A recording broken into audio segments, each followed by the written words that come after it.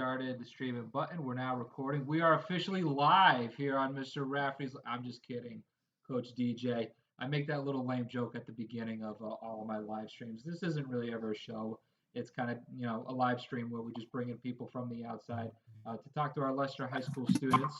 I do like to start every single one, though, just introducing and saying welcome to our listeners that will be listening now or later on our YouTube channel.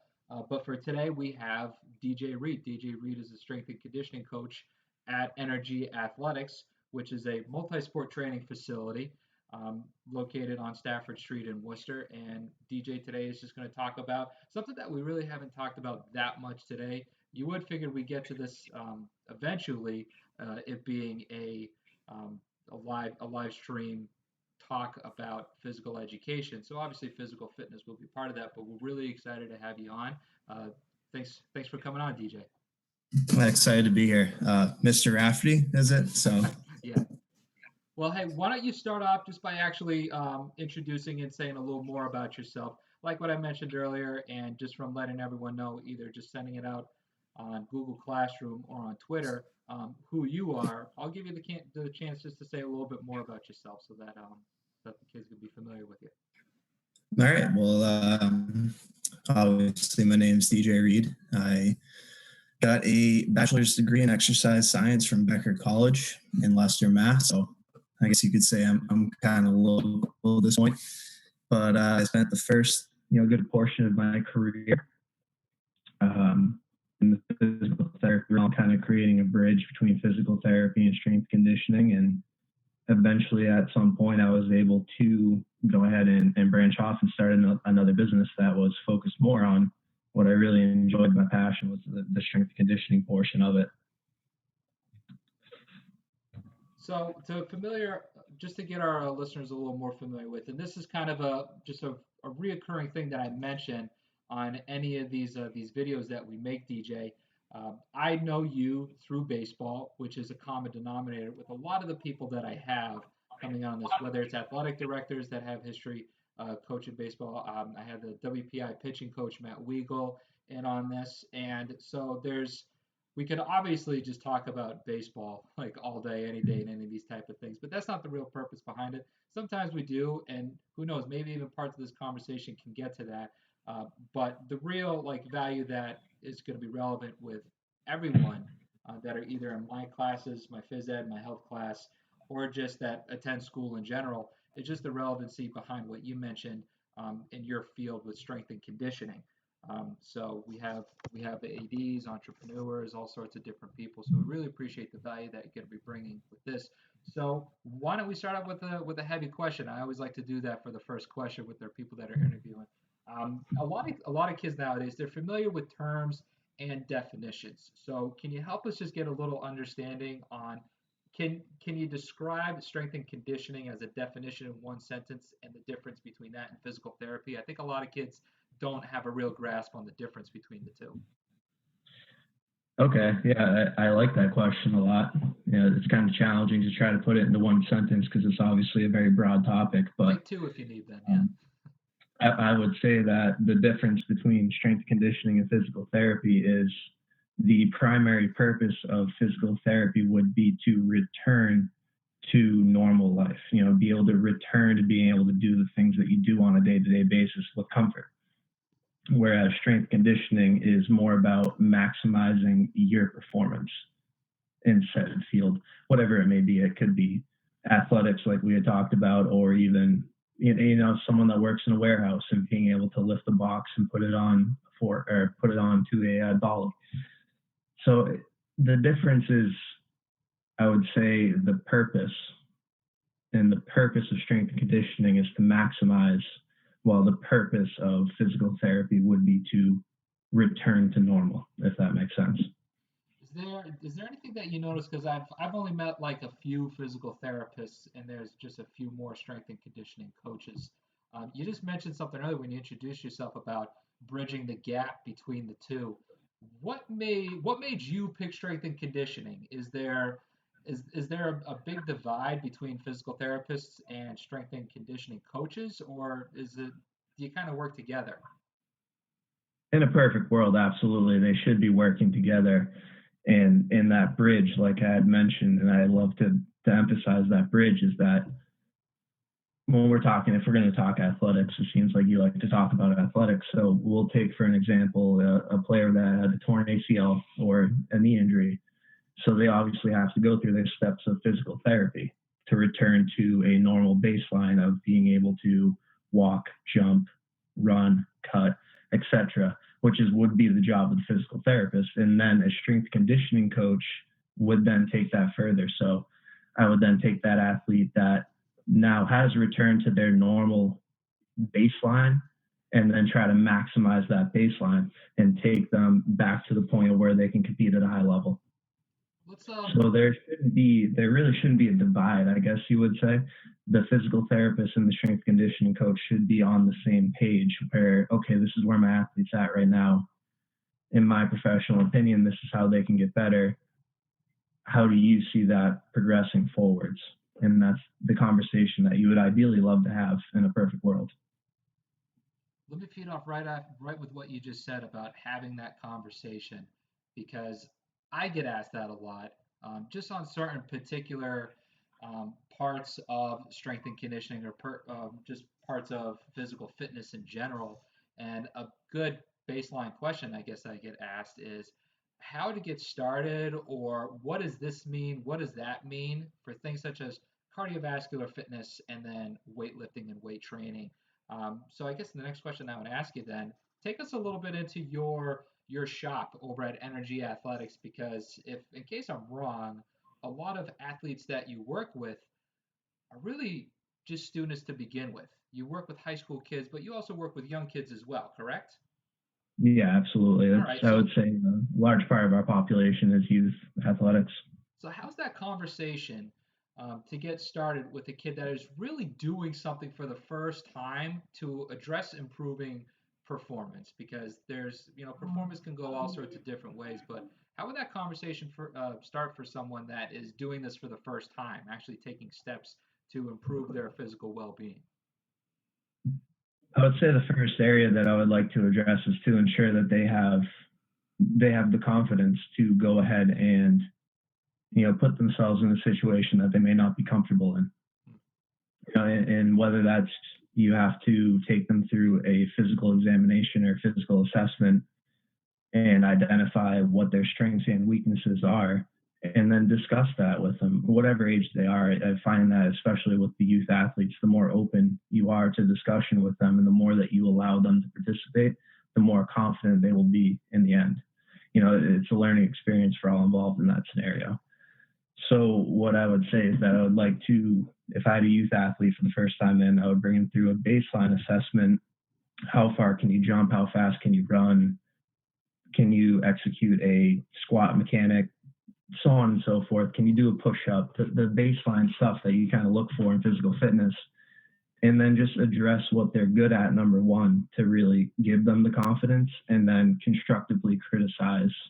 And I like to use, I don't know if you've heard this term before, it's called the sandwich method when coming to constructive criticisms. And that would be, let's open up with, okay, Mr. Rafferty, you have an exceptional push up.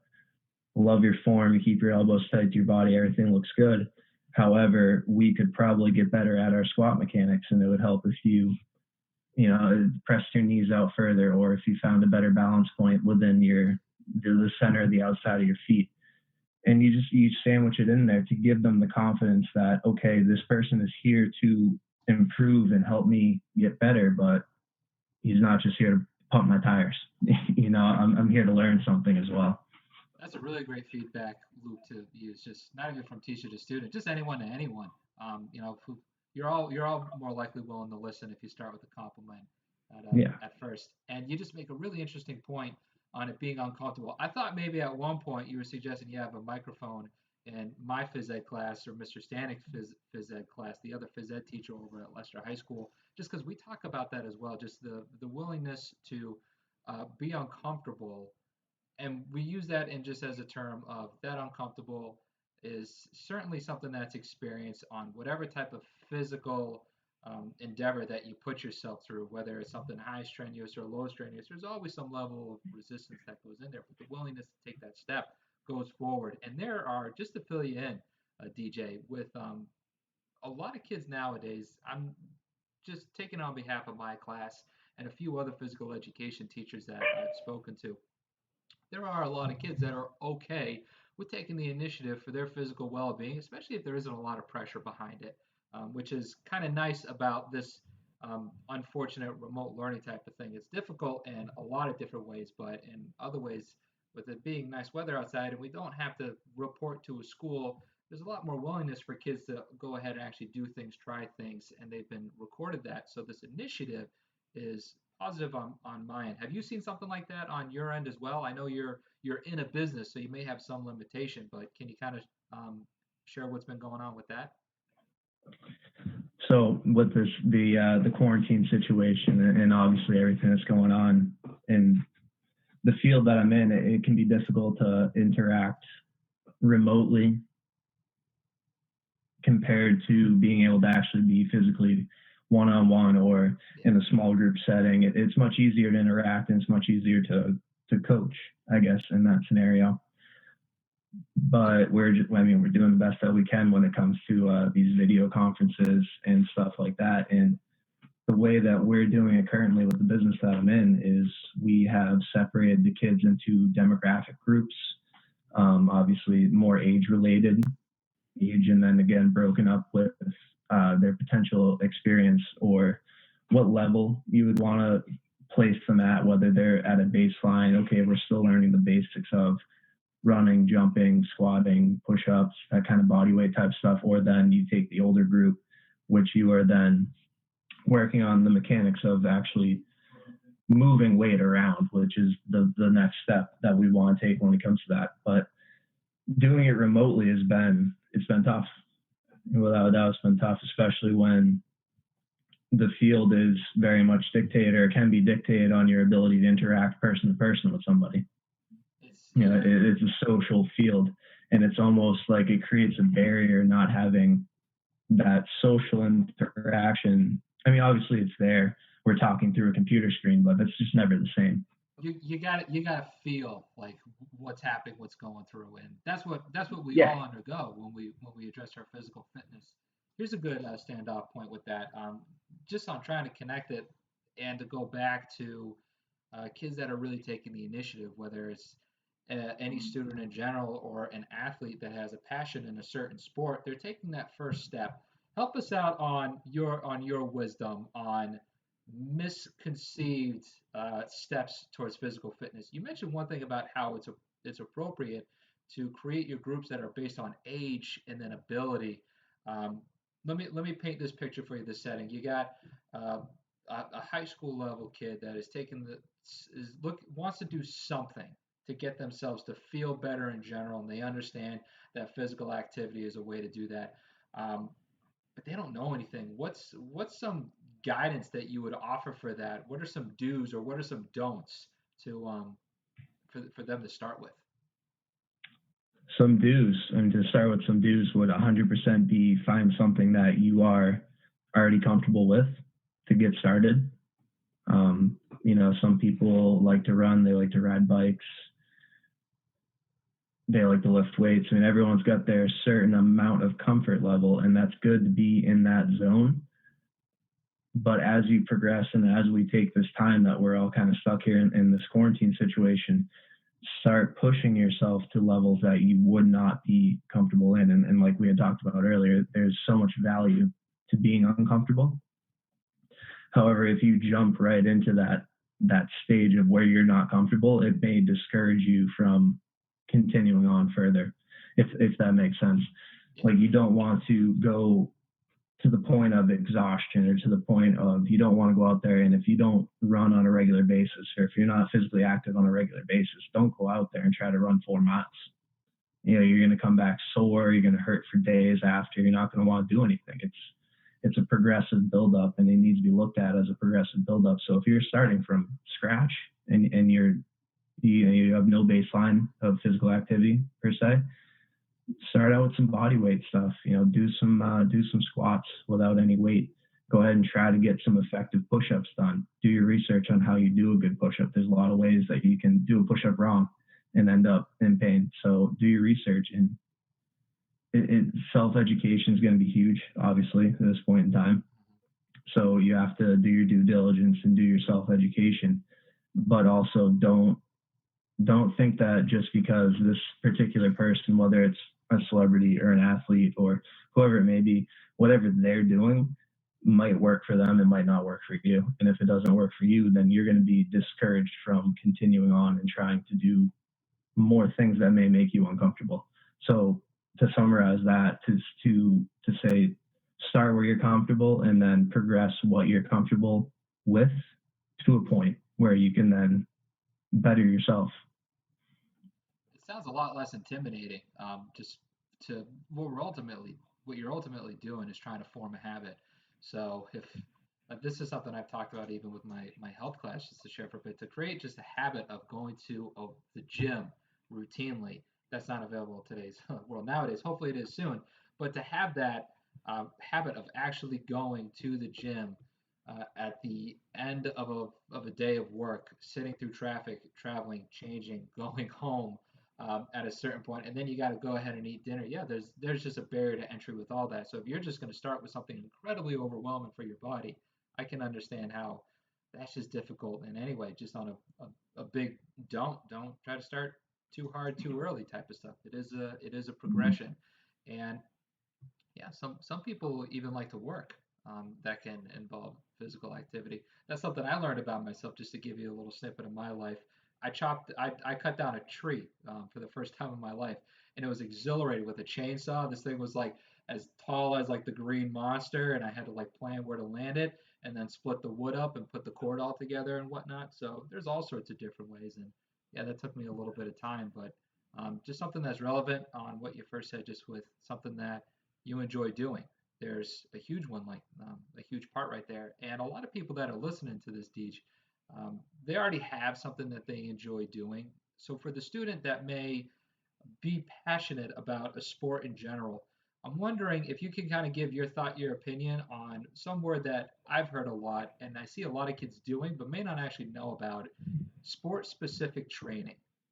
Do you have like your take on what that is and what that would actually consist of? To give you an example, like to paint a picture, I've seen kids that are like shooting a med ball at a basketball hoop, and that's counting as like sport specific training. Is that what it is? Is that what it not is?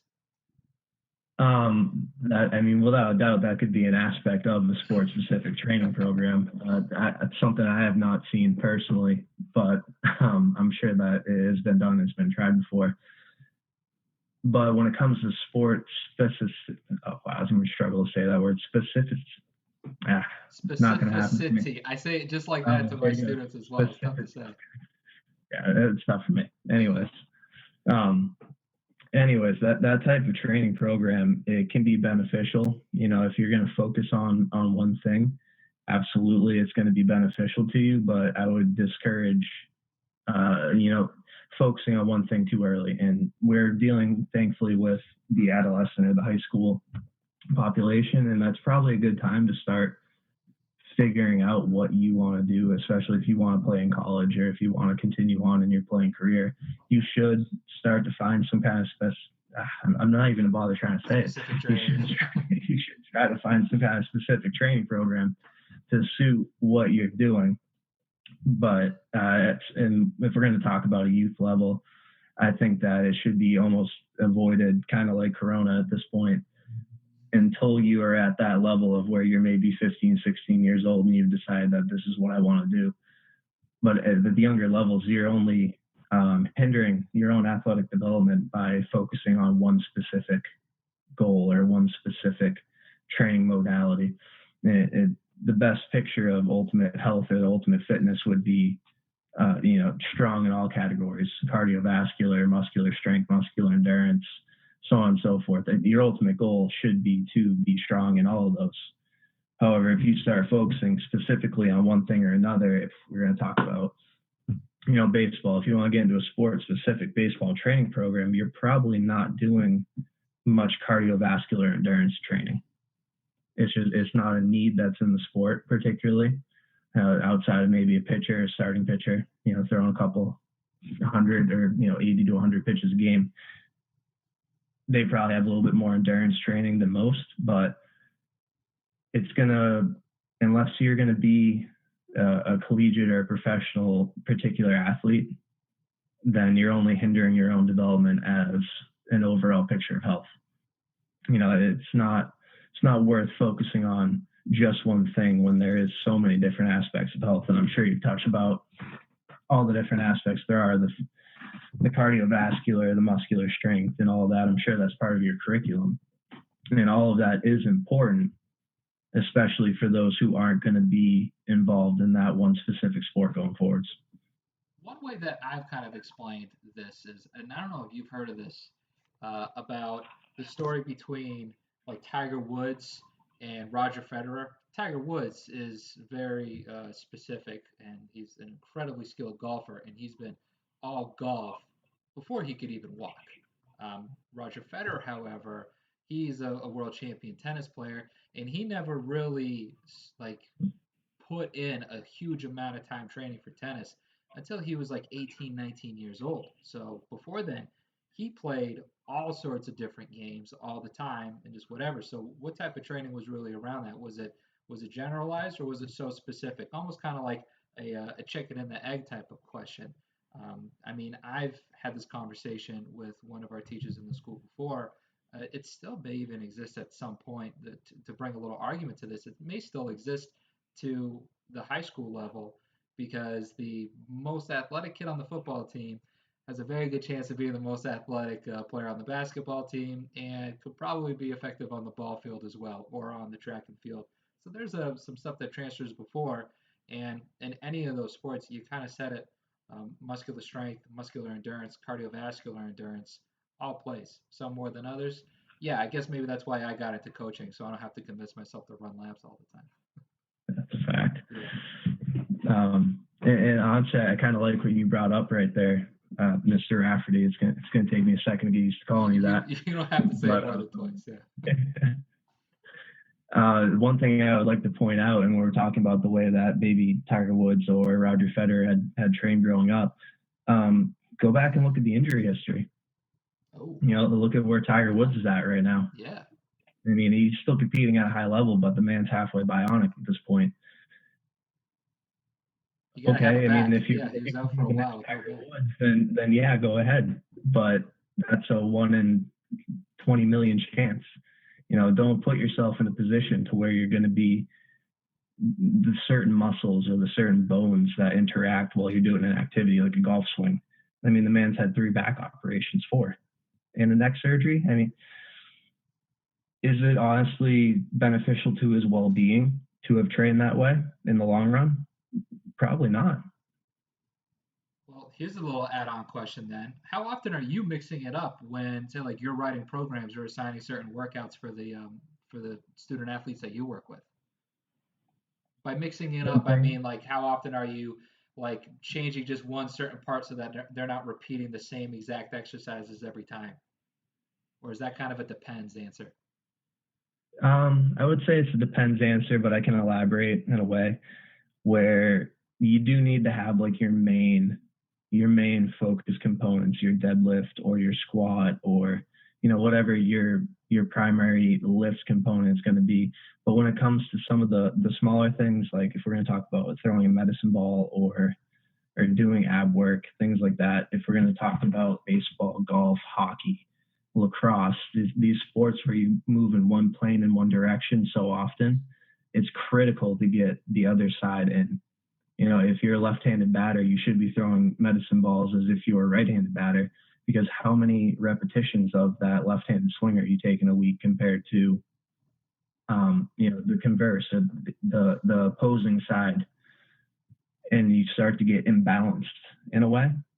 And imbalance, in my experience, imbalance is what leads to injury more often than not, is having one side or one movement stronger than the opposing side, so that when you get placed in a situation where you have to resist a force or you have to create a force in the opposing direction, you don't have the muscular capabilities to do so. Symmetry. That's a good point. And you know what? You know that I coach the varsity baseball team. This is the perfect excuse for the players to actually listen to this so that when they go into the cage next season and they're a righty and they decided to hit lefty, they have an excuse where I don't have to yell at them. They just go, "Oh no, coach, I'm just practicing my rotation on both sides since I swing righty all the time." So that's a good out for them. But Yeah, absolutely. And as much as it may not improve their performance in the game tomorrow, it's definitely going to help their health in the long run. Yeah, they're like, "Hey, I want to walk when I'm 60." They'll go there for sure. So at least we could all say that we learned something out of this. But yes, speaking of which, those are all the questions that I have, and I think you just made some really good, interesting points. So just to kind of follow up, was there anything that you would want to just say, just for like last words of advice for our listeners?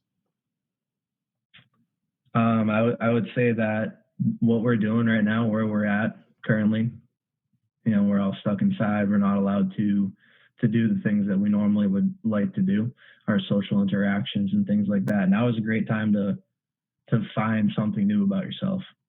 Like find that new passion of fitness. I just started riding bikes, a couple weeks ago. My girlfriend got me into it. I never thought I would like to do it, but I've found that I thoroughly enjoy going for a nice long bike ride. And this is a great time to find a different piece of yourself that you might not have anticipated. Because we have all this time. We have so much time to better yourself. And if you don't look at it that way, I think that you're missing out on an exponential amount of time that could be used for self-improvement. Couldn't have said it any better myself. Very good point, DJ. Thank you.